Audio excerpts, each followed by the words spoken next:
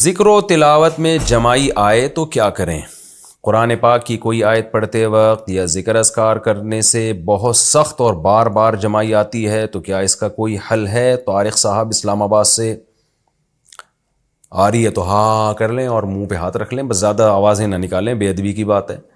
اور کوئی حل نہیں ہے بھائی، ڈاکٹر سے پوچھیں، وہ بتائے گا آپ کو. گرافک ڈیزائننگ کا کام کرنا کیسا ہے؟ اچھا یہ مسئلہ پہلے جمائی والا پوچھا تھا طارق صاحب نے اسلام آباد سے. گرافک ڈیزائننگ کا کام کرنا کیسا ہے؟ گرافک ڈیزائننگ کرنا کیسا ہے اور اس سے پیسے کمانا کیسا ہے؟ جو آن لائن کام کرتے ہیں کیا وہ سب کرنا درست ہے؟ طارق صاحب اسلام آباد سے.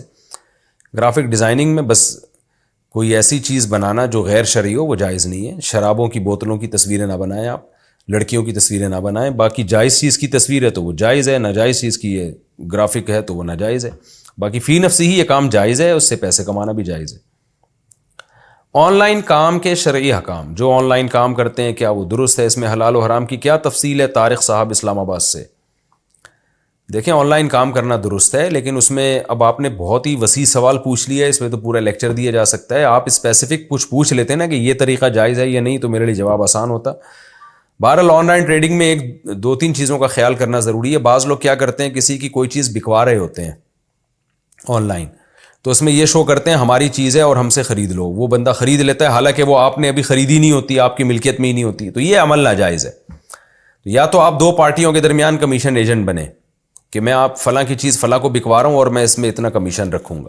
یا آپ سامنے والے کسٹمر سے یہ کہیں کہ یہ پروڈکٹ ہے، یہ تمہیں میں بیچوں گا اتنے کی، بیچ نہیں رہا بیچوں گا، بتاؤ تمہیں قبول ہے؟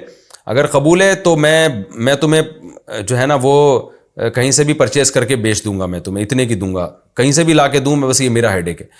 پھر وہ اوکے کر دے تو آپ وہ چیز مارکیٹ سے اٹھائیں اور اپنے قبضے میں لیں. قبضے کا مطلب یا تو خود اپنے قبضے میں لیں یا اپنا کوئی نمائندہ بھیجیں، وہ اپنے قبضے میں لائے گا. تو اس کا آپ کا جب قبضہ ہو جائے گا پھر آپ اس کو بولیں ہاں بھائی خریدنی ہے تو یہ لو جی میں آپ کے گھر میں پہنچا رہا ہوں. یہ اس طرح سے تو جائز ہے. یہ دو طریقے ہیں آن لائن خرید و فروخت کے، ان میں سے کسی کو اختیار کر سکتے ہیں. باقی اسپیسیفک کوئی خاص چیز پوچھنی ہے تو اس کے بارے میں پوچھیں تو میں بتاؤں گا.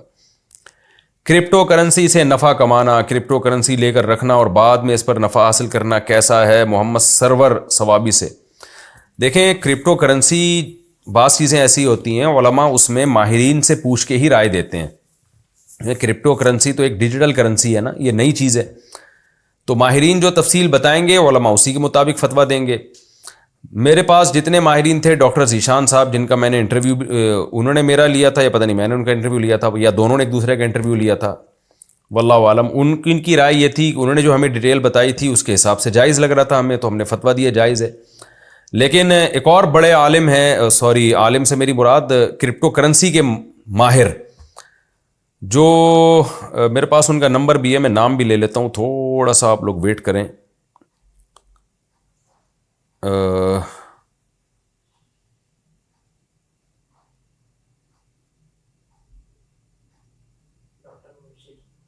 ڈاکٹر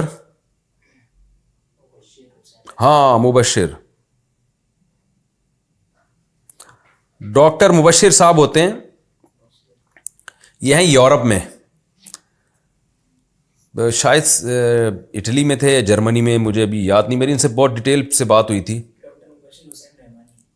ڈاکٹر مبشر حسین رحمانی، ان سے کافی ڈیٹیل میں میری بات ہوئی ہے. ان کو یہ خود ڈاکٹر ہیں، کرپٹو کرنسی کے بہت ماہر ہیں. ان کا کہنا یہ تھا کہ یہ جائز نہیں ہے، یعنی جو ان کی رائے تھی نا، ظاہر ہے جائز ناجائز کا فیصلہ تو مفتیان کرام ہی کریں گے، لیکن جو یہ ڈیٹیل بتا رہے تھے اس کے حساب سے کرپٹو کرنسی کا جواز نہیں بنتا.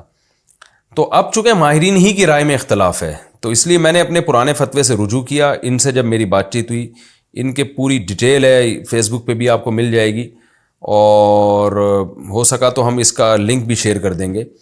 تو اس لیے میں نے پھر اس میں توقف کر لیا ہے. بھائی جو میں نے جواز کا فتویٰ دیا تھا میں اس سے رجوع کرتا ہوں، میں ناجائز نہیں کہہ رہا، کیونکہ ایسا نہ ہو کہ کل پھر کوئی ڈاکٹر صاحب کہیں کہ یہ اس کی ڈیٹیل ہی بدل دیں. مفتی کے سامنے جو دو تفصیل آئے گی مفتی اس تفصیل کے مطابق جواب دے گا نا. اب ایک ڈاکٹر الگ تفصیل بتا رہے ہیں، دوسرے ڈاکٹر الگ ڈیٹیل بتا رہے ہیں، تو پھر مفتی بیچارہ کنفیوز ہو رہا ہے. تو اس میں مفتی صاحب کا قصور نہیں ہے، یہ قصور یہ اس جو معلومات ہمیں مل رہی ہیں ان معلومات میں ٹکرا ہوا ہے. اس کی مثال ایسے ہے جیسے کوئی میڈیسن ہو. اب لوگ ہم سے اس میڈیسن کے بارے میں پوچھ رہے ہیں کہ یہ دوا حلال ہے یا حرام. تو میں ڈاکٹروں سے پوچھوں گا نا کہ ڈاکٹر صاحب اس کے اجزاء بتائیں. اب ایک ڈاکٹر کچھ اور بتا رہا ہے, وہ بتا رہا ہے اس میں سور کی چربی شامل ہے, وہ بتا رہا ہے اس میں فلاں فلاں حرام اجزاء شامل ہیں, دوسرا ڈاکٹر کہہ رہا ہے کہ نہیں اس میں سور کی چربی نہیں ہے. تو مفتی تو کنفیوز ہو جائے گا, وہ کہے گا بھائی ڈاکٹروں کی رائے میں اختلاف ہے کہ اس میں ہے